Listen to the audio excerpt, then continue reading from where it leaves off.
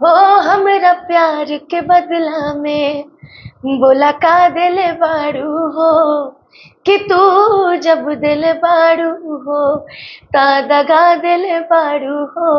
एक तो ये जो है प्यार मोहब्बत वाला ब्रेकअप है, एक है जिंदगी का ब्रेकअप। जिंदगी में बहुत ब्रेकअप होते हैं लोगों के। आप सिंगिंग कर रहे हो, आपको सक्सेस नहीं मिला तो आप ये मत सोचो कि अरे सिंगिंग नहीं हुआ एक्टिंग कर लेते हैं, एक्टिंग नहीं हुआ डांसिंग कर लेते हैं, डांसिंग नहीं हुआ भाई चल ना पढ़ाई, नहीं ऑप्शन नहीं। अनुपमा, शादी को लेकर क्या ख्याल है और क्या कुछ प्लानिंग है? लव मैरिज या अरेंज मैरिज, क्या कुछ? हम बड़े थे मासूम बेलिहाज बन गए, धोखेबाजों में रह रहे के धोखेबाज बन गए। कहते आओ तो वेलकम ना हो तो भीड़ कम, धन्यवाद। आप हम ही से पैदा हो कि आप हम ही को सुना रहे हो। कोई गाएगा कि बबुआन है भीतरी ले धांस दे, अब तो कोई गाएगा अहिर है भीतरी ले धांस दे, कोई कहेगा पंडित जी का बेटा हूँ चुम्मा चिपक के लेता हूँ, तो कोई कहेगा कि हम भूमिहार के बेटा हैं, हमारे एरिया में नाम बढ़ू है। मतलब सब अपने अपने जात का ठेका लेके बैठा है। सजनी आग लगा दे, सजनी अच्छे से रहोगे, अच्छे से रहूंगी, तमीजी करोगे तो फिर हमसे बड़ा बदतमीज तो इंडस्ट्री में कोई है ही नहीं। सभी को बहुत बहुत प्रणाम। और कैसे हैं कमलेश जी? नमस्कार, आप कैसी हैं? मैं बहुत अच्छी।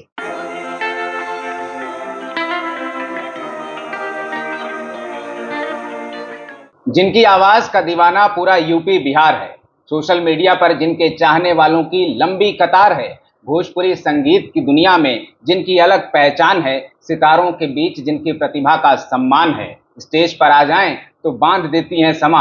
आज हमारे साथ हैं ऐसी ही super talented superstar singer Anupama. नमस्ते, आप देख रहे हैं एबीसी भारत और आज से हम शुरू कर रहे हैं स्पेशल सीरीज कारवां। इसके पहले एपिसोड में हमारे साथ हैं अनुपमा यादव। सीधा सा पहला सवाल ये है, कहाँ से शुरू हुई यात्रा, अब तक कहाँ तक पहुँचे और क्या कुछ रहा सफर? सबसे पहले तो जितने भी दर्शक मुझे सुन रहे हैं सभी को बहुत बहुत प्रणाम, जो कि मैंने पहले भी बोला था। और जैसा कि कमलेश जी ने बहुत ही सुंदर क्वेश्चन मेरे से किया है कि मेरा जो ये सफर था, पहले तो हम लोग जिस स्कूल से हम लोग पढ़े हैं, उस स्कूल का नाम है सरस्वती शिशु मंदिर। अच्छा। और शिशु मंदिर के हम लोग पढ़ने वाले, हम लोग छात्र रहे हैं। तो शुरू से ही उस स्कूल की एक पहचान है कि वहाँ के बच्चे सुपर टैलेंटेड होते हैं और अच्छा। बहुत ही हर चीज में माहिर होते हैं। हमें शुरू से ही अच्छी चीजें सिखाई जाती हैं। हम लोग जितनी अच्छी वहाँ की हिंदी है, संस्कृत है, उतने ही अच्छे चीजों में रुचि भी करवाई जाती, चाहे वो डांस हो, गाना हो, या फिर आपका खेल हो।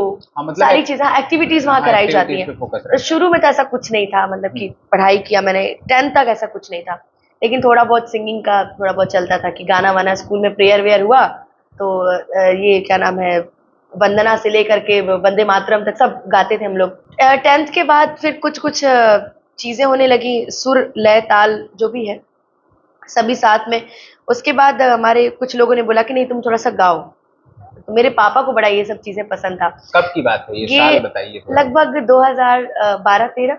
अच्छा। हाँ, तो पापा ने बोला कि कुछ कुछ गाना शुरू करो। तो मोहल्ले में जैसे नहीं होता कि पूजा चल रही हो तो उसमें भजन मंडली में बैठ के सारी लड़कियां गा रही हैं, तो उस टाइम से मैंने एक बार गाने की कोशिश की तो काफी अच्छा लगा सबको। पापा ने कहा कि ठीक है गाओ। गाते गाते गाते कोशिश करते करते पापा, मतलब मेरे पीछे का जो श्रेय है वो मेरे फादर को जाता है। मेरी मेरी मम्मा शुरू से ही बोलती थी कि नहीं नहीं नहीं, जैसे कि लोगों की ना अलग अलग मानसिकता होती है। मैं बोली नहीं, हम टीचर हैं तो मेरी बेटी भी टीचर बनेगी।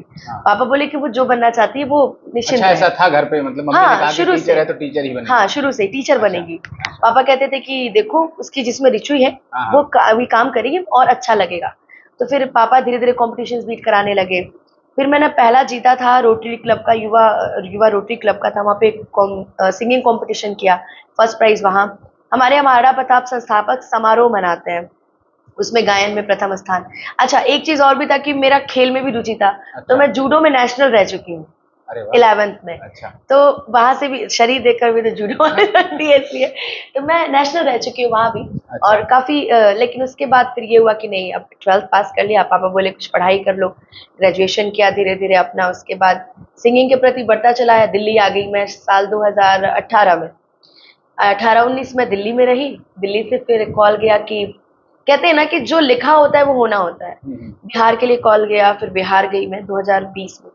और 2020 में जाने के बाद फिर वो सितारा जो चमका तो फिर चमकते चला गया, फिर पीछे मुड़ के हमने नहीं देखा। 2011-12 के आसपास आप कह रही हैं कि पहली बार जब 10वीं में थे हाँ, उस टाइम की बात है हाँ, शुरू हुआ। मैंने गाती तो मैं उसके बाद 2005-6 से ही, मतलब हाँ स्कूल में प्रेयर हाँ वगैरह। हाँ, फिर 2018-19 में दिल्ली आना हुआ। हाँ, इस 6 साल में मतलब सबसे ऐसा क्या मोमेंट रहा कि जूडो और बाकी चीजें पीछे छूट गई और संगीत आगे आ गया कि हाँ म्यूजिक में जाना है, म्यूजिक में ही करना है कुछ, वो कौन सा मोमेंट था? मेन चीज है ना, मैं मेहनत नहीं करना चाहती हूँ।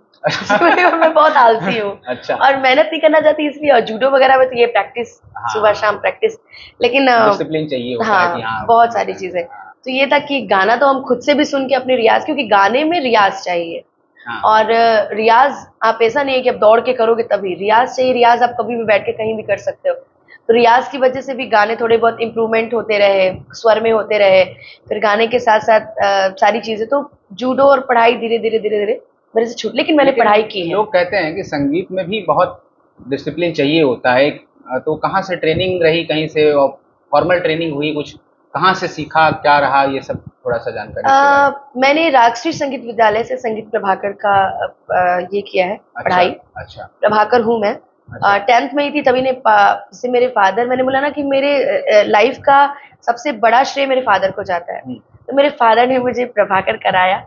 और मुझे याद है कि मैं वहां भी नहीं, उस चीज में मेरा वहां भी मन नहीं लगता था। अच्छा। मैं बहुत थोड़ा सा वो रहता था, लेकिन मैंने प्रभाकर किया। और प्रभाकर 7 ईयर का होता है, यहाँ पर प्रवीण नहीं कर पाई। तो संगीत प्रभाकर की मैंने डिग्री ली है राजश्री संगीत विद्यालय इलाहाबाद से। थोड़ा और डिटेलिंग करेंगे, प्रभाकर प्रवीण में क्या डिफरेंस होता है, कैसे क्या, कुछ दर्शकों जैसे हाई स्कूल इंटर होता है, हाँ। वैसे ही होता है। हाई स्कूल समझ लीजिए प्रभाकर है, हाँ। और इंटर प्रवीण है। अच्छा। तो अभी हम आधे पे ही लटके हुए हैं, अभी पूरा मेरा हुआ भी नहीं, हम आधे पे ही लटक के छोड़ दिए। अच्छा। हाँ। लेकिन सक्सेस मिल गई है तो इस वजह से थोड़ा सा अभी टाइम कम रहता है। हाँ। चीजें सीखने की टाइमिंग थी हमारी 18-19, अब सीखने की टाइम नहीं मिलता। जिंदगी में लोगों के अलग अलग चैलेंजेस होते हैं, किसी के मतलब इकोनॉमिक चैलेंज है, किसी के घर का सपोर्ट का चैलेंज है। आपके लाइफ का एक चैलेंज था कि मम्मी ने बोला मैं टीचर हूँ तो बेटिया टीचर बनेगी, उसके अलावा क्या चैलेंज रहा जो फेस करना पड़ा, जिसको कैसे पार किया उसको? चैलेंज था कि लड़की है। हाँ। सबसे बड़ी चैलेंज था कि लड़की है, बाहर कैसे जाएगी, कैसे काम करेगी। बट पापा और कुछ दोस्तों ने मिल करके मतलब बहुत सारा सपोर्ट किया मुझे। पापा भी एक समय के बाद, पापा ने भी बोला कि नहीं अब रहने देते हैं, समाज बहुत बोल रहा है कि बेटी की कमाई खा रहे हैं, अभी से बेटी को गवा रहे हैं मंच पे। तो मैंने पापा से बोला कि पापा आप बोलेंगे तो मैं छोड़ दूंगी, ऐसी बात नहीं है, लेकिन कल को जब अच्छा हो जाता है ना। अच्छा, लता मंगेशकर जी, स्वर्गीय लता मंगेशकर जी, उनकी तरह आज कोई नहीं, वो भी तो एक लड़की है। ठीक है, उनको भी बहुत सारी चीजों का सामना करना पड़ता होगा, लेकिन उन्होंने हार कभी नहीं माना।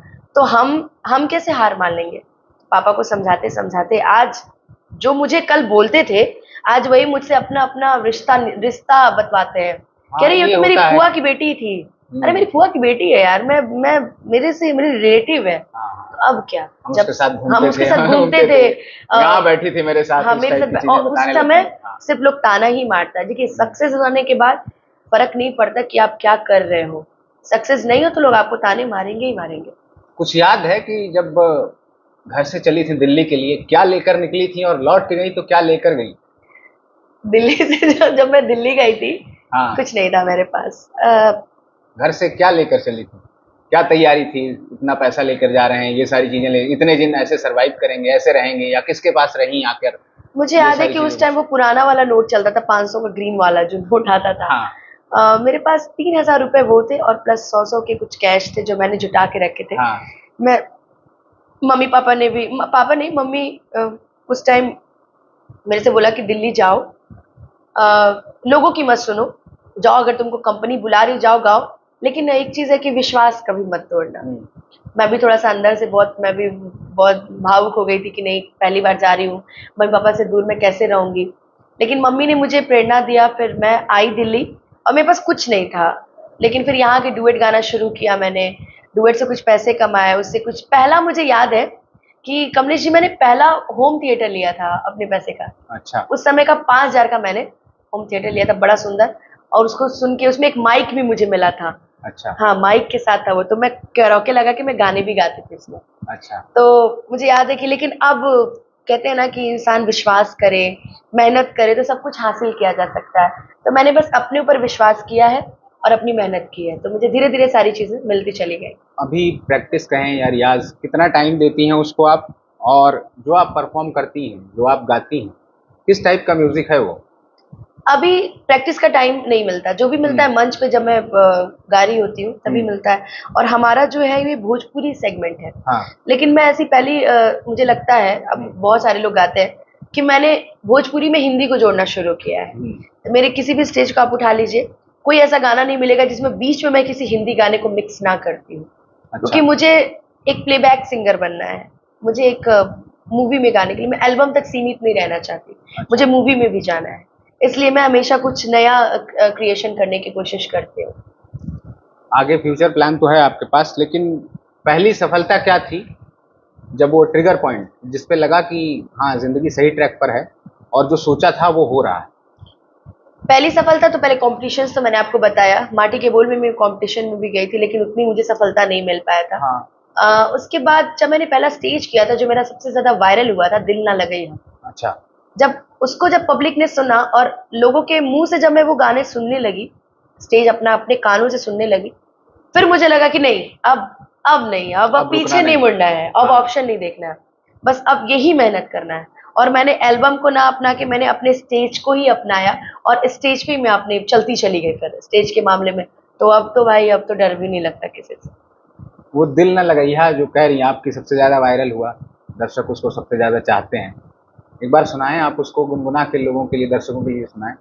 उसकी एक लाइन बड़ी वायरल हुई थी सोशल मीडिया पे, हो हमरा प्यार के बदला में बोला का दिल बाड़ू हो, कि तू जब दिल बाड़ू हो ता दगा दिल बाड़ू हो, कि तू जब दिल बाड़ू हो ता दगा दिल बाड़ू हो, कि दिल ना लगई हाँ फेरू जानी आई हाँ, अब जा जा जा जान भूला जइहा। ये गाना था मेरा पहला, जो सबसे ज्यादा वायरल हुआ था। क्या बात है, बिल्कुल, मतलब यही जो लाइन है ना, जा जा जा, शायद सबसे ज्यादा हिट करती है ऐसा लगता है। तो नहीं, असल में यहाँ पे ब्रेकअप भी तो बहुत ज्यादा होते हैं। हाँ। तो हमें असल में ना, जब भी स्टेज पे बुलाया जाता है तो मेरी लोगों की ये फरमाइश जरूर होती है मेरे से कि आपको इस सैड सॉन्ग सुना दीजिए। तो मैं अभी दिल टूटे दिल का मरहम बन चुकी हूँ। मैं दिल टूटे लोगों को गाने ही सुनाती हूँ हमेशा। अच्छा, एक तो ये जो है प्यार मोहब्बत वाला ब्रेकअप है, एक है जिंदगी का ब्रेकअप। जिंदगी में बहुत ब्रेकअप होते हैं लोगों के, कि सोशल मीडिया के दौर में बहुत सारे टैलेंट उभर कर सामने आए हैं, लेकिन बहुत सारे प्रतिभावान लोग हैं जो स्ट्रगल कर रहे हैं लेकिन नहीं निकल पा रहे हैं। क्या कोई सीधा रास्ता है आगे जाने का?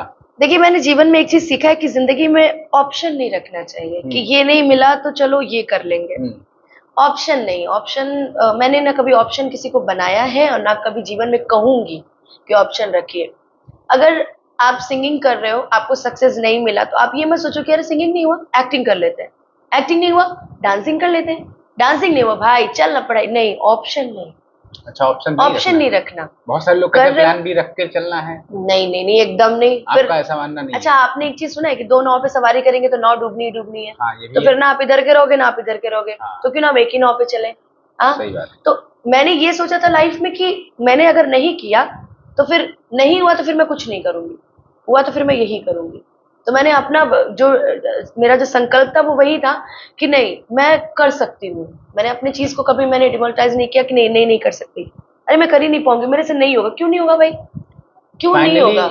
फाइनली वो हुआ जो आपने चाहा। बिल्कुल हुआ। तो मैंने हमेशा एक चीज सोचा है और मैंने उसी पे काम किया है। तो जितने भी लोग अभी स्ट्रगल कर रहा है या फिर अपने आप को मतलब कि आगे सामने ला रहा है, मैं उनको ये बोलूंगी कि जो काम कर रहे हो ईमानदारी से करो, मेहनत से करो, क्योंकि ऊपर वाला भी बैठा है, वो आपको देख रहा है, आपकी मेहनत को वो देख रहा है। तो कहीं ना कहीं आपको कुछ ना कुछ तो आपके जीवन में अच्छा जरूर होगा। इसलिए अनुपमा, शादी को लेकर क्या ख्याल है और क्या कुछ प्लानिंग है? लव मैरिज या अरेंज मैरिज, क्या कुछ? पहली बात तो शादी के लिए हम सोच रहे स्वयंवर कर लें हम। अच्छा। लोगों के कमेंट्स आते रहते हैं तो नॉर्मल की। हाँ, लाखों चाहने वाले हैं, बहुत सारे लोग सोच रहे होंगे, सपने देख रहे होंगे। हाँ, तो आपने ऐसा क्वेश्चन किया, अब इस पे भी कमेंट्स आएंगे कि स्वयंवर में मेरा नाम भी दर्ज कर दीजिएगा। शादी का सबसे पहले तो अभी तो कोई ऐसा नहीं है, बट अब लव होगी। मैंने तो सोचा है कि लव को अरेंज की तरह से करेंगे। घर वाले तो पीछे पड़े होंगे ना, लेकिन मम्मी पापा तो पीछे पड़े होंगे। बहुत, मम्मी पापा ज्यादा रिश्तेदार पीछे पड़े हैं। अच्छा। तो लगता है कि हम उन्हीं के वजह से खा पी रहे हैं, लेकिन चलिए कोई बात नहीं, समय के साथ तो सब अच्छा लगता है। तो शादी के लिए हमने सोचा कि लव ही करेंगे, बट उसको अरेंज की तरह से करेंगे। अच्छा। घर वालों की सहमति से करेंगे लव मैरिज।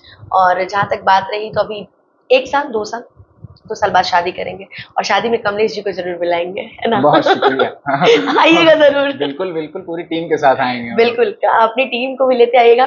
लाला उसके चलिए। कभी मोहब्बत हुई है अब तक? मोहब्बत मोहब्बत हुई है ना, अपने करियर से, अपने मम्मी पापा से। ये तो डिप्लोमेटिक जवाब हो गया। प्यार जिंदगी में सबको होता है, हमें भी हुआ है। अच्छा, चल रहा है? शादी तक बात जाएगी। शादी तक बात जाएगी, मतलब जो आपने सोचा है कि लव करेंगे, अरेंज करना है, तो लव तक पहुंच चुका है मामला। हाँ, बस उसको अरेंज करना है। थोड़ा दोनों के परिवार को बैठाना है और बातचीत करनी है, बस।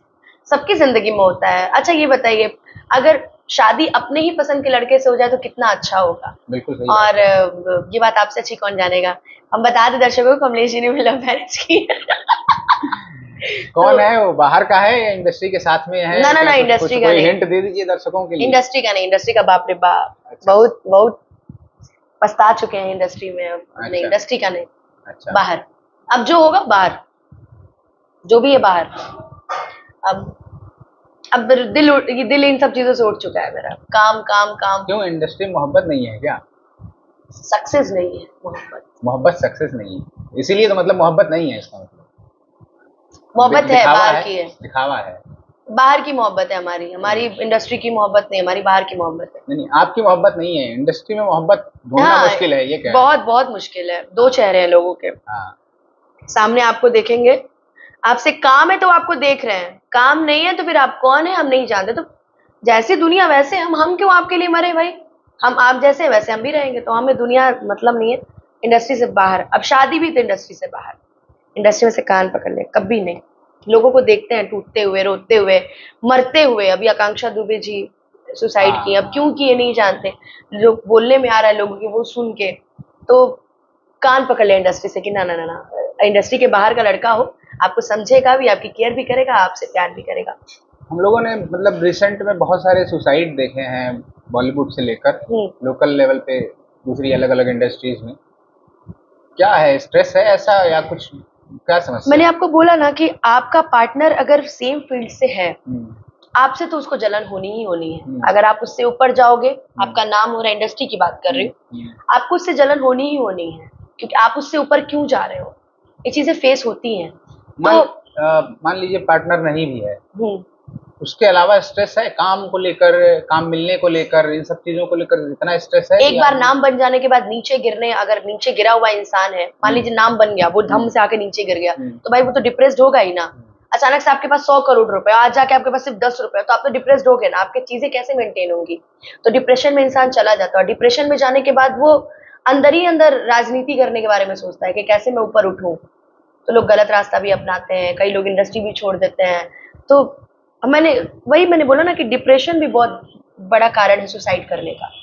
कई बार प्यार मोहब्बत ही नहीं होता है, वो डिप्रेशन का मेन कारण होता है कि काम से स्ट्रेस।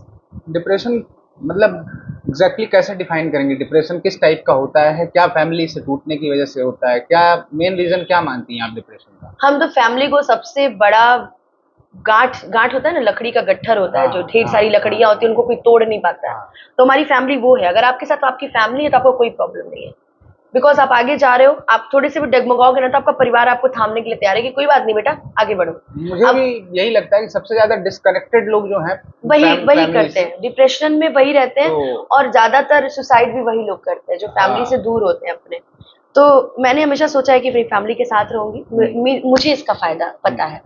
तो जो भी लोग हैं इंडस्ट्री में डिप्रेस्ड हो जाते हैं, डिप्रेस्ड होने के साथ साथ कुछ गलत कदम उठा लेना उनका, और लोगों को तरह तरह से बर्बाद करने के सपने देखना, ये भी लोग करते हैं। तो सुशांत सिंह के साथ भी यही था। आकांक्षा भी अपनी फैमिली के साथ नहीं रहती थी। तो कई सारी चीजें, मैंने बोला ना कि मेरी मम्मी उनके बाद से मेरे पास ही आके रहती है, और मेरी फैमिली कभी हमें अकेला नहीं छोड़ती, कभी नहीं। आज हम आपके स्टूडियो में भी आए तो आप देखेंगे मेरे 2 भाई साथ में आए हुए हैं। एक चीज मैंने और देखी कि जैसे मैंने बात की थी कि एक तो वल्गैरिटी, डबल मीनिंग, ये सारी चीजें हैं, लेकिन आपका रास्ता बिल्कुल अलग है।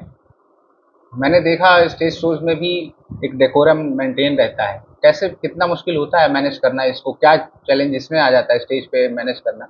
बहुत सारे तरह तरह की चीज़ें, यूपी बिहार के बहुत सारा ऐसा स्टेट होता है और एक ऐसे इलाके हैं जहाँ जहाँ बहुत सारी चीज़ें, ऐसी घटनाएं घटती हैं, उन सब चीज़ों को कैसे टैकल करते हैं? एक लाइन है कि हम बड़े थे मासूम, बेलिहाज बन गए, धोखेबाजों में रह रहे के धोखेबाज बन गए।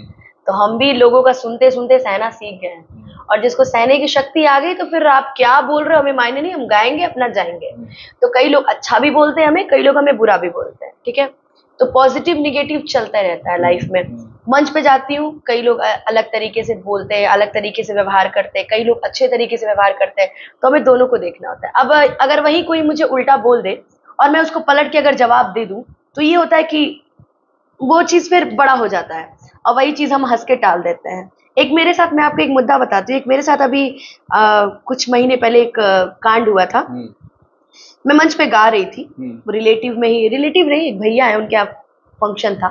मंच पे एक आदमी चढ़ा, वो पूरा ड्रिंक किया हुआ था और सिगरेट लिया था हाथ में, और उसने 500 की नोट मेरे मुंह के पास टच करवा दी। अब गलती से हो गया, वो ड्रिंक किया हुआ था। मैंने उसके हाथ से वो नोट छीना, पहले मैं तो ऐसे देखी, फिर मेरे माइंड में अचानक से कि नहीं, अगर मैंने अभी यहाँ पे कुछ बोला तो फिर वो रिएक्शन गलत होगा। तो फिर मैंने उनके हाथ से नोट लिया, मैंने मुस्कुराते हुए कहा, अरे मेरे भैया है और अपनी बहन को पैसा दे रहे हैं, अरे मेरे भैया है, मैं छोड़ो उनको, छोड़ो, लाई भैया अपनी बहन को पैसा दीजिए। तो मैंने उस चीज को संभाला। कई लोगों ने मुझे गालियां दी कि पैसे के लिए कुछ भी कर रही है, कई लोगों ने मुझे बोला। अब मैं माइंड मेकअप करके थोड़ी आई थी कि कोई मेरे साथ गलत करेगा। हाँ, ऐसी चीज अब हर जगह तो मैं बाउंसर्स लेके नहीं जा सकती ना। तो मुझे पता है कि अच्छा यहाँ पे है, मुझे पता है कि मैं अपने भाई के साथ बैठी हूँ, इंटरव्यू दे रही हूँ, मुझे पता है। अब कोई मेरे साथ गलत अवधारणा लेके आते तो मेरी क्या गलती है? मैं बाउंसर लेके हर समय तो नहीं चल सकती। वही चीजें थी। तो उसके बाद उस इंसान को मैंने इतने प्यार से फेस किया ना, कि वो इंसान आज तक मेरे से नजर नहीं मिलाता है। FIR भी कहा करने के लिए, मैंने कहा एकदम छोड़ दो, मुझे FIR नहीं करना। लोगों ने मुझे ट्रोल किया, पैसे के लिए क्या कर रही है, लोगों ने मुझे उल्टा पुल्टा गालियां लिखा, मेरे को मेल किया गलत गलत चीजें लिख करके। एक लड़की होने के साथ साथ मैंने बहुत सारी चीजें फेस भी की है, इसलिए अब मुझे फर्क नहीं पड़ता, क्योंकि जो जिसका जितना नाम हुआ है वो उतने बदनाम हुआ है। तो हमें फर्क नहीं पड़ता हमारे पीछे लोग क्या कह रहे हैं, हम गा रहे हैं, ऐसे कमा रहे हैं, मान सम्मान से रह रहे हैं, और हमें यहाँ 2 रोटी कोई देने नहीं आता। तो आप गाली दीजिए चाहे कुछ करिए, आप अपने घर रहिए, वो अपने घर है, बात खत्म। कहते हैं आओ तो वेलकम, ना हो तो भीड़ कम, धन्यवाद, उसके अलावा हमें कुछ नहीं आता। यही सबसे बढ़िया फंडा है। एक लड़की होने की वजह से एक डबल चैलेंज होते हैं, बहुत ज्यादा यार, बहुत ज्यादा। लड़कियों को क्या सलाह देंगी आप? शोज में तो बहुत ज्यादा होते हैं, लड़कियों का मिसयूज भी बहुत होता है, बहुत ज्यादा होता है। बट मैंने कहा ना कि मैंने कभी हार नहीं माना है, मुझे अपने ऊपर विश्वास था। कई लड़कियां स्टारडम के चक्कर में लोग बताते हैं ये देंगे, वो देंगे, ये करेंगे, वो करेंगे, लड़कियां कई बार फिसल भी जाती है। तो जितनी मेरी बहनें अभी मेहनत कर रही हैं, मैं तो यही बोलूंगी, अपने ऊपर विश्वास रखो, अपने ऊपर काबिलियत रखो, वो भगवान है, वो सबको देख रहा है और कहीं जाएगा नहीं, अपना टाइम आएगा, बस ये सोच के रखो। आज हमारा है, कल आपका भी आएगा, और सब मिलके इतनी मेहनत कर दो कि लड़कियों का बोलबाला हो जाए। मैं तो मेरे से लोग बात नहीं करना चाहते अब। पहले तो लोग बात भी कर लेते, अब मेरे से कोई जल्दी बात नहीं करता है कोई। क्यों ऐसा? अच्छे से रहोगे, अच्छे से रहूंगी, बदतमीजी करोगे तो फिर हमसे बड़ा बदतमीज तो इंडस्ट्री में कोई है ही नहीं। हमारा एक फंडा है, हमने बोला ना कि आप अच्छे से रहोगे तो हम आपको इज्जत से रखेंगे, बेइज्जती करोगे तो फिर हम आपसे ज्यादा बेइज्जतदार है, फिर हमें अपनी इज्जत की परवाह नहीं है, हम इज्जत के लिए आपका गला काटने के लिए तैयार हो जाएंगे। सम्मान से बढ़कर कुछ नहीं। आप प्यार से हमें मार दो, चलो ठीक है, प्यार है आपका, आपने मारा, गुस्से में मार के छू के दिखा दो मेरे को, बर्दाश्त तो हम किसी का नहीं करते, जिसको मानते हैं उसका बर्दाश्त करते हैं, माई बाप गुरु ऑडियंस, इसके बाद तो फिर भाई किसी की इतनी हिम्मत नहीं है मैं कुछ बोलना किसी के लिए। उन्होंने बोला ना, बर्दाश्त करते करते हमने इतना सीख लिया है कि हमें जिंदगी। दुर्गा दिखती हैं आपके अंदर ऐसा एटीट्यूड रखने का, यही आप कहती हैं इसी तरह लड़कियों को रहना चाहिए। हम लड़कियां हैं यार, हम क्या नहीं कर सकते हैं। हम लड़कियां चाहे तो खड़े खड़े बर्बाद कर सकते हैं लोगों को, हम लड़कियां हैं। हम अगर किसी को बनाना जानते हैं तो हम उसको बिगाड़ना भी जानते हैं। सही बात। हम अगर आपको बना सकते हैं, जन्म कौन देता है? लड़की। घर कौन चलाता है? लड़की। बिना लड़की के आप कोई घर चला कर देख लीजिए, सही बात। उसका घर देखिए कि जिस घर में एक भी लड़की नहीं है, और उसका घर देखिए जिस घर में लड़कियां ही लड़कियां हैं, वो घर स्वर्ग लगता है। आप हम ही से पैदा हो कि आप हम ही को सुना रहे हो कि ये वो है, ये वो है, ये कौन सी बात होती है? हम ही ने आपको पैदा किया हो, आप हम ही सुना रहे हो, तो ये हम तो कभी बर्दाश्त नहीं करेंगे। हाँ, कई लोग, मैं कभी छठ का गाना गाती तो लोग मेरे पैर तक छूते हैं, तो वो चीज मैंने संभाल कर रखा है। एक लोगों ने मेरे से क्वेश्चन किया कि आप इतनी जगह जाते हो, शॉर्ट्स क्यों नहीं पहनते, जैसे लोग रहते वैसे क्यों नहीं? मैंने कहा देखिए, जब तक मैं कुछ नहीं थी तब तक तो मैं पहनती थी, कोई बात नहीं है, लेकिन आज जब मैं उस प्लेटफॉर्म पे हूँ तो कई लड़कियां मेरे को देखकर सीखती हैं कि दीदी ने क्या पहना है या अनुपमा ने क्या पहना है, तो हम जो चीज बोएंगे वही ना काटेंगे। इसीलिए हम शॉर्ट्स नहीं पहनते हैं या फोटो पोस्ट नहीं करते, पहनते हैं नॉर्मली ऐसे कहीं जाते घूमने, लेकिन फोटोज नहीं पोस्ट करते। और आप मेरे जितने स्टेज शोज की वीडियो देखिए, सलील कपड़े ही आपको मेरे शरीर पर मिलेंगे। मैं कभी वल्गैरिटी नहीं प्रदर्शित करती कभी भी किसी को। मैंने स्टेज में अपना अलग मुकाम बनाया है, चाहे वो मेरी ड्रेसिंग सेंस हो, चाहे वो मेरी गायकी हो, चाहे मेरे बोलने का अंदाज हो, और चाहे मेरा किसी से ना डरना हो। गलती नहीं है, गलती है तो हम आपके पैर पड़ जाएंगे, गलती नहीं है तो हम किसी के बाप से नहीं डरते, अपने बाप को छोड़कर। शॉर्ट्स की बात की आपने कपड़ों के लेकर, आप मानती हैं कि इससे फर्क पड़ता है? बिल्कुल पड़ता है, बिल्कुल पड़ता है। तो लोग कहते हैं कि इसके लिए लड़कों को ही समझाना चाहिए, लड़कियों का रोल नहीं है, लड़कियां जिम्मेदार नहीं है, लड़कों को समझना चाहिए। मैं आपको एक बात बोलती हूँ कमलेश जी की, खुले रहो विचारों से मगर बंधे रहो संस्कारों से। ये बहुत डिपेंड करता है।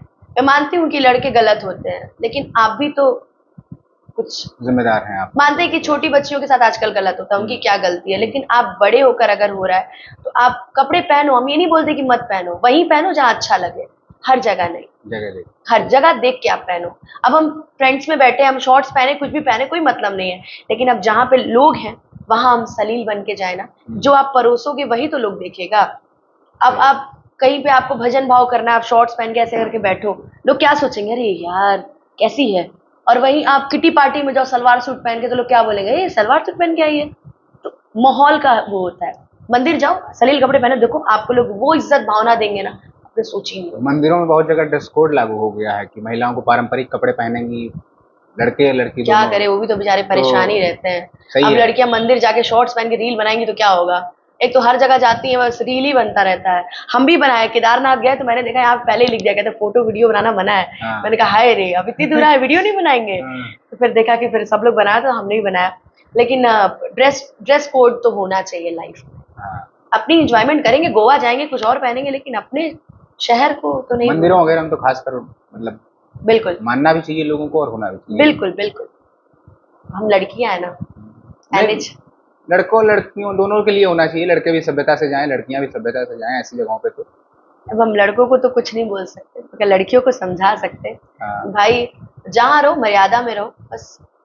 बाकी तो हम वैसे ही शेर हैं, शेरनी कहा जाता है हमें। हम तो शेरनी है, ये दहाड़ने के लिए आगे ही रहते हैं।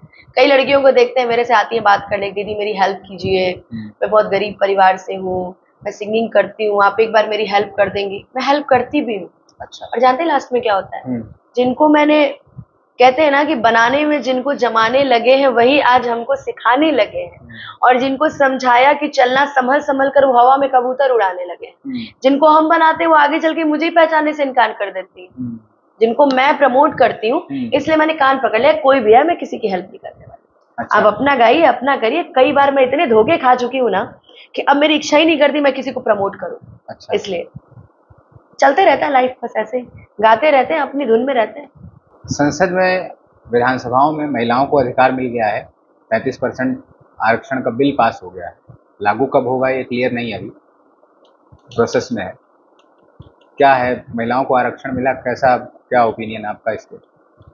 महिलाएं घर चला रही हैं, देश चला रही हैं, तो महिलाएं क्या नहीं कर सकती हैं? बिल्कुल। मैं तो हर चीज में, जहाँ पे महिलाओं की बात आती है वहां मैं हर चीज से सहमत हूँ। एक लोगों ने बोला कि अरे लड़की है क्या चलाएगी, अरे यार लड़की प्लेन चला रही है, लड़की अंतरिक्ष में पहुंच रही है, लड़की अपना काम कर रही है, लड़कियां देश चला रही हैं, तो लड़कियों को मिलना नहीं चाहिए। बिल्कुल, मैं हर चीज से सहमत हूँ। इसमें लोग, बहुत सारे लोग मांग कर रहे हैं कि अलग अलग जातियों के आधार पर भी ओबीसी को अलग से मिलना चाहिए। इस पे कुछ कहना चाहेंगे? नहीं, जाति के आधार पर तो नहीं। जैसा है सही है, मतलब चीज हमारे जातिवाद से मैं सख्त नफरत हूँ। अच्छा। बहुत कुछ लोगों ने तो बांट दिया है, हमारे भोजपुरी में तो खासकर यादव यादव का ठेका लिए हैं, भूमिहार भूमिहार का, राजपूत राजपूत का, ब्राह्मण ब्राह्मण का।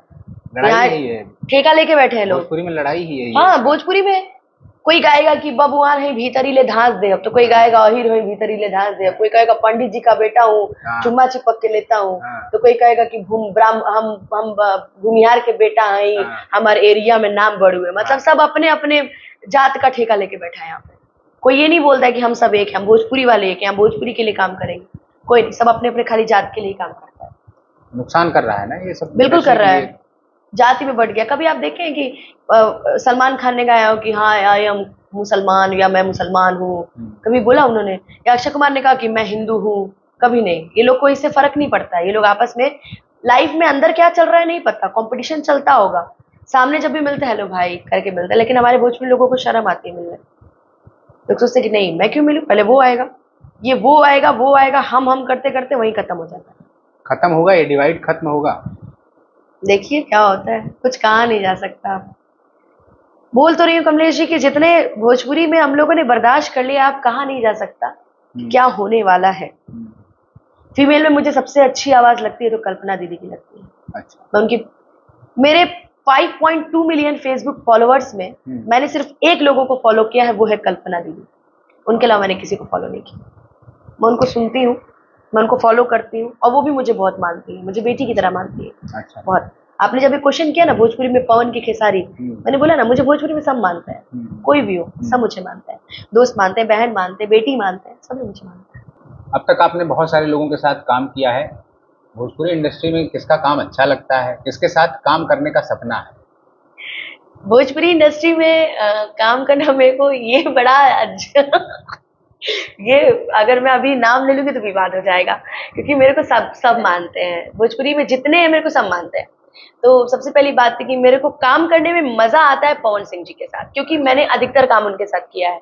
खेसारी भाई के साथ भी मजा आता है, क्योंकि अभी जो विवाद है वो पवन खेसारी जी हैं, तो मैं दोनों का पक्ष लेके चलूंगी। अच्छा। क्योंकि मैं खेसारी भाई के साथ कम काम मैंने किया है, स्टेज वगैरह कम किया, लेकिन पवन जी के साथ मैंने बहुत सारे मंच किया है, तो मुझे मजा आता है पवन जी के साथ काम करने में। क्योंकि लोग कुछ भी बोले, मैं उनको गुरु मानती हूँ, ऑलवेज मानती रहूंगी, जब तक हूँ तो मानती रहूंगी। उनके गाने सुन सुन के हम बड़े हुए हैं, और बहुत ही ज्यादा मेरे को, देखिए दुनिया को क्या बोलते हैं उससे मेरे को फर्क नहीं पड़ता, वो मेरे को मानते हैं, बस मैं इतना जानती हूँ कि वो मुझे एक भाई मानते हैं, बोलते हैं लड़की ना लड़का ही है, ये एकदम प्रॉपर लड़का ही है ये। तो मेरे को मतलब मुझे अपनी पर्सनल बातें शेयर करना, कुछ कुछ बातें बताना, लोगों के बारे में पूछना, मेरे बारे में कुछ बोलना, ये मुझे डांटते भी हैं, समझाते भी हैं, तो मुझे पवन सिंह जी के साथ काम करने में बड़ा मजा आता है। और खेसारी भाई का जहाँ तक है तो उनसे मेरी कम बातचीत होती है, बट हाँ वो भी बहुत मजेदार है, तो मुझे दोनों बहुत पसंद है। ड्रीम प्रोजेक्ट जो मैंने पूछा कि सपना किसके साथ है काम करने, कोई एक नाम ऐसा जो जिसके साथ यहाँ इसके साथ काम करने का मौका मिलेगा अगर तो मजा आ जाए? काम तो मैंने सबके साथ कर लिया है, बट मूवी करने का मेरे को शौक है। अच्छा, मैं ऐसा लीड एक्ट्रेस बनना चाहती हूँ। अच्छा। तो मेरा अभी मानना है कि मैं मूवी कल्लू और चिंटू जी के साथ करना चाहती हूँ। अच्छा। हाँ। एक चीज आपने जैसे फिल्म का नाम लिया, तो भोजपुरी इंडस्ट्री का एक अपना मास तो है कि मतलब लाखों करोड़ों लोग चाहने वाले हैं उसके, लेकिन बहुत सारे लोग ऐसा कहते हैं कि क्लास नहीं बन पाया। जो जैसे एक मराठी ने कुछ फिल्में आई, एक स्टैंडर्ड सेट कर दिया, साउथ सिनेमा की कुछ फिल्में आई, उन्होंने एक स्टैंडर्ड सेट कर दिया, मतलब बॉलीवुड को भी सोचना पड़ा एक बार। बॉलीवुड की फिल्में हैं वो तो पहले से रही हैं, लेकिन भोजपुरी का अपना एक क्लास नहीं बन पाया। बहुत सारे लोग तरह तरह की चीज़ें कहते हैं कि एक ही रास्ते पे चला जा रहा है, बहुत सारी चीज़ें कॉपी होती हैं या इस तरह की चीज़ें होती हैं। कैसे बदलेगा ये, और क्या लगता है इसके बारे में, क्या कहना है? देखिए हमारी भोजपुरी इंडस्ट्री जो है ना, ये हमारे यहाँ कहा जाता है ना कि भोजपुरी भाषा बहुत प्यारी भाषा है, बहुत बहुत प्यारी भाषा है, और नो डाउट उसके कुछ गाने भी ऐसे हैं जो अमर हैं आज भी। चाहे वो शारदा दीदी के हो, जिनको भोजपुरी से उठा करके हिंदी पिक्चर में फिल्माया गया था, वो था मैंने प्यार किया, जिसको गाया है शारदा दीदी ने, और नाम है कहे तो से सजना, ये भोजपुरी का गाना है। तो भोजपुरी हमारी बड़ी मीठी भाषा है, लेकिन ये है नदिया के पार फिल्म बनी पूरी, हाँ कौने दिशा में लेके, लेकिन ये अवधि मिक्स मिक्स है, तो इसको हाँ, मैं भोजपुरी नहीं कहूंगी। हाँ, लेकिन कहे तो उसे सजना ये प्रॉपर भोजपुरी है। लेकिन हाँ, भोजपुरी का पहले के गाने तो भाई सुनने लायक होते थे। लेकिन अभी का क्या है ना, अभी के जो सिंगर आए हैं, मैं पवन जी, खेसारी जी, मैं इनकी बात नहीं करती। अभी के जो सिंगर आए हैं, उन्होंने उसको एक ही प्लेटफॉर्म पे कर दिया, उसको वल्गैरिटी से जोड़ दिया है। अच्छा, ठीक है, एक ही चीजें हैं। अब यहाँ का जो चीजें हैं मैं कहना नहीं चाहूंगी, एक चीज पे शुरू होती है और वो लड़कियों के अलग सेशन पे जाके खत्म हो जाती है, तो भोजपुरी कैसे बढ़ेगा? अब आप देखिए, अब आप मेरे से एक भजन गा के डलवाइए देवी माँ का भोजपुरी में, उसके व्यूज देखिएगा, और एक डलवाइए कि कोई नाम अगर बोला जाए कि अभी अभी गाना है तो ना, देवरा ढोड़ी चटना बा, सजनी आग लगा दे, सजनी इस टाइप का कुछ। आप ना दो गाने करो, एक आप कर दो कि सजनी के देह में लगल आग, हाँ, और एक कर दो कि पिया हमारे परदेस गए। दो तरीके के गाने ला दो। देखो, ये सजनी के जो आग लगे है ना, इनकी आग ज्यादा लगेगी उनकी कम लगेगी। तो कहीं ना कहीं सुनने वालों का भी इसमें व्यूअर्स का रोल है। लोग सोचते हैं भोजपुरी, अरे यार हॉट सॉन्ग हुई, हाई हुई। अच्छा, हिंदी से ज्यादा हॉट सॉन्ग किसमें होते हैं? अभी आप देखिए, जो भी पिक्चर आई थी जिसमें दीपिका पादुकोण को ट्रोल किया गया था, वो गेरुआ कलर का पहनने के लिए, हमें तो लूट लिया ऐसे करके कुछ गाना था ना, उसमें देखिए आप, क्या वल्गैरिटी नहीं है? लेकिन हिंदी वाले उसको ऐसा फिल्मा देते हैं ना, पठान का गाना था, हिंदी वाले उसको ऐसा परोस देते हैं ना कि वो, अब भोजपुरी वाले। लेकिन हिंदी में ये है ना कि जैसे अलग अलग चीजें हैं, कुछ आर्ट फिल्में भी बनती हैं, अलग बहुत टाइप का सिनेमा बनता है। भोजपुरी एक टाइप्ड हो गया है, मतलब भोजपुरी एक ही तरह, एक ही रास्ते पे चला जा रहा है। बहुत सारे लोग कहते हैं डबल मीनिंग और वल्गैरिटी से भरा हुआ है, तो ये सारी चीजें एक टाइप का तो है बहुत सारा, और या फिर दूसरी चीजें हैं तो वो उठ नहीं पा रही, उस तरह सामने नहीं आ पा रही। जैसे आपने कहा कि कई सारी भोजपुरी में भी ऐसी पिक्चरें हैं जो आप अपने परिवार के साथ बैठ के देख सकते हैं। विवाह हो गई, कल्लू जी की एक हो गई, शादी कल्लू की दुल्हनिया हो गई, बहुत सारी ऐसी मूवीज हैं। मैं अभी बताती हूँ, हाल फिलहाल में एक पिक्चर आने वाली है, संघर्ष 2 आने वाली है खेसारी जी की, और पवन जी की आने वाली हर हर गंगे। इसका ट्रीजर बहुत अच्छा है, और मुझे ऐसा है कि दोनों पिक्चरें बहुत अच्छी होंगी, और दोनों पिक्चरें आप परिवार के साथ अपने बैठ के देख सकते हो। तो ऐसा नहीं, हमारी भोजपुरी भी बहुत सलील तरीके की हो रही है, क्योंकि लोग जब से बोलना शुरू किए हैं कि हमारी भोजपुरी अश्लील है, तो कई लोग हैं कि भोजपुरी अब अच्छा कर रहे हैं, तो आप उसको बैठ के अपने परिवार के साथ भी देख सकते हो, ऐसा नहीं है। जिंदगी में अब तक क्या कुछ ऐसा घटा है जो जिंदगी भर याद रहेगा? जिंदगी में बहुत सारी चीजें हैं मेमोरी में मेरे, क्या घटा है मुझे याद है कि किसी का होता है कि हाँ उनसे मिले थे, किसी का होता है कि ये चीज हमको मिल गई थी, इस टाइप से। मतलब क्या ऐसी चीजें हैं, एक दो चीजें बताइए जो आपको जीवन भर रहेंगी, कि जिंदगी भर आपको कभी भूल नहीं पाएंगे? पॉजिटिव बताऊं या नेगेटिव बताऊं? कैसी भी, जो आपको, जो जिस चीज को आप शेयर करना चाहें। और मैं पॉजिटिव बताती हूँ कि मेरी जिंदगी में मैं पवन सिंह से मिलने के लिए बहुत परेशान थी, मेरा ड्रीम था उनसे मिलना। अच्छा। मैं जब पुदीना गाने गई थी, मुझे नहीं पता था कि पवन जी इतने मतलब कहते हैं ना कि एकदम शांत होता है ना, बहुत प्यारे स्वभाव के। मैं गई, मतलब लग ही नहीं रहा था कि मैं उनसे पहली बार मिल रही हूँ। मैं गई, उन्होंने मुझे अपने बगल में बैठाया, फरवरी का वो दिन था, और मुझे अपने बगल में, फरवरी नहीं था शायद, मई या जून था, बारिश का मौसम था उस टाइम। हाँ, मई जून था। उसके बाद पुदीना गाने की रिकॉर्डिंग थी और उस पर बैठी थी। मुझे 4 लाइनें गाने में 5 घंटे लगे थे, 4 लाइन गाने में। अच्छा। मेरे सामने साक्षात महादेव बैठे थे, मतलब पवन जी बैठे थे सामने साक्षात, और वो गवा रहे थे वहां से। अब मेरे दिमाग काम ही नहीं कर रहा था, मुझे बाहर बुलाया, बोले कि भूल जाओ कि मैं पवन सिंह हूँ। अच्छा। भूल जाओ, तुम समझ लो कि मैं एकदम आम आदमी हूँ, या तो तुम कहो मैं बाहर चला जाऊँ। अच्छा। मैंने कहा नहीं सर, आप रहिए। उन्होंने मुझे इतना अच्छे से समझाया, गवाया, और उसके बाद मैं जब बाहर निकली तो बहुत बारिश हो रही थी, तो मुझे अपने घर जाना था। तो उन्होंने मम्मी से कह के, अम्मा से कह के उन्होंने खाना पैक करवाया, बोला नहीं अनुपमा है, दूर जाना है, खाना पैक करके दिया, सारी चीजें दी, और जाते फोन भी करते थे। और इतना ज्यादा, मतलब मैं कहती हूँ ना कि मैंने बोला ना आपको एक चीज की, दुनिया उनको कुछ भी बोले, मैं उनको बहुत मानती हूँ। तो इतना ज्यादा प्यार देकर, प्रेम देकर के मैं बहुत खुश थी। और सीरियसली वो इंसान भगवान है, सीरियसली अगर कहा जाए तो ये हो गया। और नेगेटिव ये है कि एक बार मैं कार्यक्रम कर रही थी शुरुआत में, तो एक शख्स है, बहुत अच्छे भजन गायक हैं। अच्छा। उन्होंने मुझे अपने मंच से उतार दिया था। अच्छा। एक गाना गवा करके, लेकिन मैंने हम भी हैं भाई, ढीठे हैं हम भी। अच्छा। ठीक है ना, नहीं होना पड़ेगा। हमने भी कसम खा लिया था कि आप आपसे बड़ा बन के दिखाएंगे और एक दिन आप तरसेंगे हमें बुलाने के लिए, और आज वही हो रहा है। अच्छा, वो कब की इंसान बात थे। है ये? 2015-16 15-16। मैंने कसम खाया था कि आप बुलाएंगे, तरसेंगे आप, और आज मैं नहीं चाहती उनके शो में। ये बताइए, मम्मी अब सपोर्ट करती हैं पूरा? अरे पूरा, मेरी मम्मी तो मेरे साथ पटना रहती है। अच्छा। अब तो वो एकदम अभी आकांक्षा दुबे वाला एक कांड हुआ था जिन्होंने सुसाइड कर लिया था। हाँ। उसके बाद से तो मेरी मम्मी और डरी रहती है, प्यार मोहब्बत ये सब लेकर के, कहीं ऐसा ना हो मेरी बेटी। मैंने कहा तुम टेंशन फ्री रहो, प्यार मोहब्बत में इंसान फांसी क्यों लगाएगा, हम उसको ना फांसी दे दें जो हमें धोखा दे, हम क्यों लगाएं। तो लेकिन मेरी मम्मी बहुत सेंसिटिव है इस सब चीजों के लिए, तो मेरी मम्मी मेरे पास ही रहती है हमेशा। आपको नहीं लगता डर? मतलब मम्मी सेंसिटिव हैं, आपको नहीं लगता इन सब चीजों से डर या फिर ऐसा कुछ? नहीं, मेरे को नहीं डर लगता, प्यार सब करते हैं। हाँ। जिंदगी में प्यार सबके होता है, तो हम अपने प्यार को पाने की औकात रखते हैं।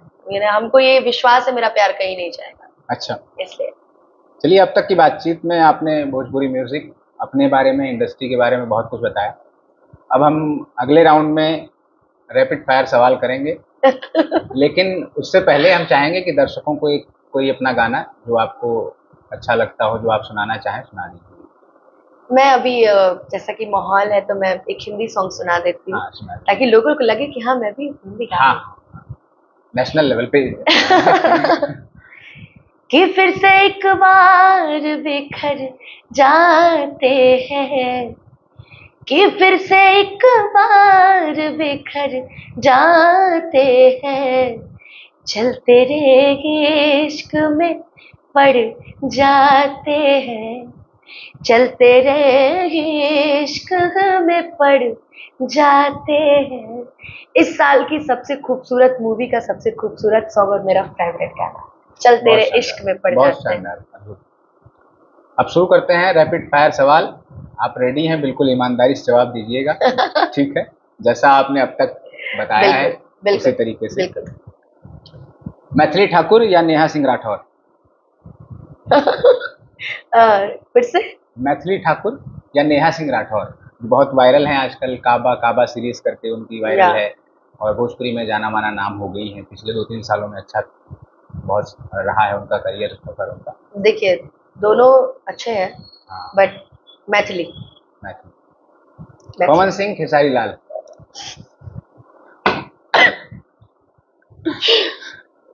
कमलेश जी मुझे पिटवाने लगे। अब हमको लगता है कि अब मुझे लोग ब्लॉक करेंगे।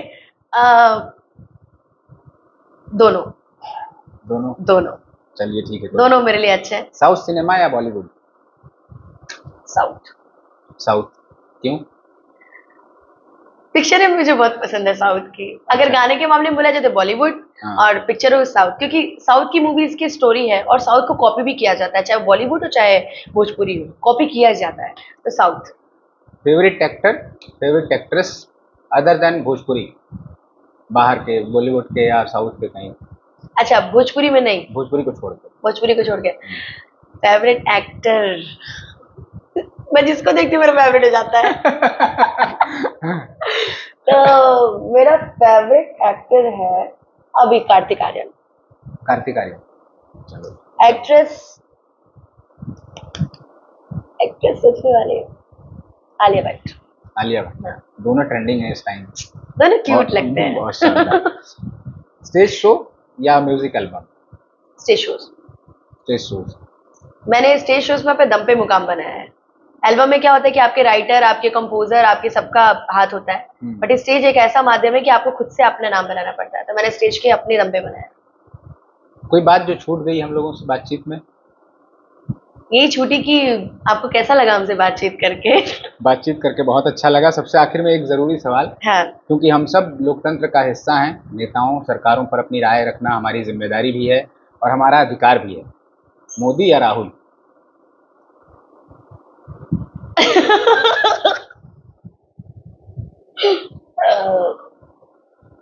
हम गोरखपुर के निवासी हैं। हाँ। तो भाई हम तो गर्व से कहते हैं कि भाई एक जगह मेरे से पूछा गया, हाँ, क्यों आप पसंद करती हैं उनको, आप एक यादव हैं और अभी तो आरजेडी और सपा देख लीजिए, हाँ, आप तो उनको होना चाहिए था।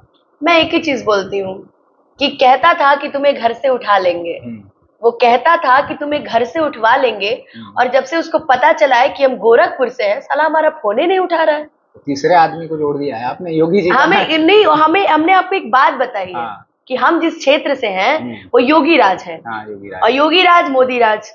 तो भाई हम तो मोदी को ही पसंद करते हैं, जिसने हमारी जिंदगी को चेंज किया, हम उन्हीं को पसंद करते हैं, तो साफ साफ मोदी। तो अनुपमा, अब तक की बातचीत में आपको यहाँ कैसा लगा, कैसी रही बातचीत आपकी, और एबीसी के दर्शकों के लिए आप क्या संदेश देना चाहेंगे? पहली बात तो कमलेश जी, लगता है कि आपने पूरी लिस्ट बना के लेके आई थी कि आज ये पूछेंगे। आपके सवाल बड़े यहाँ से यहाँ, फिर यहाँ से यहाँ ऐसे थे। हाँ, अच्छा। बड़ा मजा आया आपसे बातचीत करके मुझे। और एबीसी के दर्शकों को मैं यही बोलूंगी कि ये सारी जो बातें हमारी, ये पर्सनल बातें हमने आज आपसे शेयर की हैं, इनके साथ जुड़े रहिए।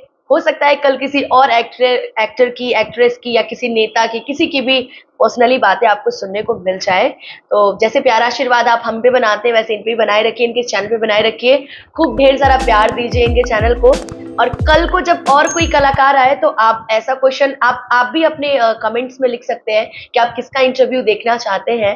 तो पूरी कोशिश रहेगी कमलेश जी की कि उनको भी बुलाया जाए और इंटरव्यूज लिया जाए। खूब ढेर सारा प्यारा आशीर्वाद इनको दीजिए और इनके चैनल से बने रहिए। एबीसी के दर्शकों को बहुत बहुत प्रणाम, और कमलेश जी आपको भी। बहुत चाय खत्म हो जाएगी, चाय बहुत आभार। अनुपमा के साथ बातचीत में आज इतना ही। जल्द मिलेंगे कारवां में किसी और गेस्ट के साथ। आप देखते रहिए एबीसी भारत। जय हिंद।